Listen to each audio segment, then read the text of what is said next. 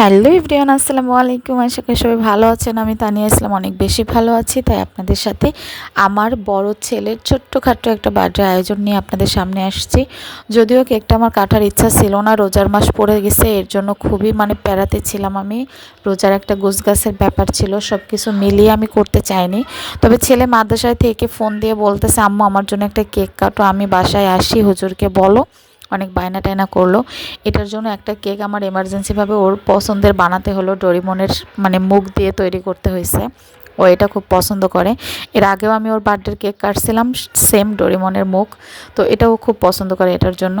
তো যাই হোক, হুট করে বার্থডেটা করা হয়েছে। আমি গতকালকে এই বার্থডের একটা কেক আর সামথিং জিনিসপত্র নিয়ে চলে গিয়েছিলাম ওর ফুপুর বাসায়, ছোটো ফুপুর বাসায়। এখানে তার 2 ফুপু এবং তার 2 কাকিকে নিয়ে আমরা কেকটা কাটছি। তো সবাই মিলেঝিলে আমরা কেকটা কাটার পরে কিছু পিকচার নিয়েছিলাম, সেগুলো আপনাদের সাথে শেয়ার করে দিলাম। রোজার মাসে এই সামথিং আয়োজন করেছিলাম, তাও রোজার আগের দিন ছিল। সবার কেমন লাগলো অবশ্যই কমেন্ট করে জানাতে ভুলবেন না। আজকে এখানে বিদায় নিচ্ছি, আল্লাহ হাফেজ।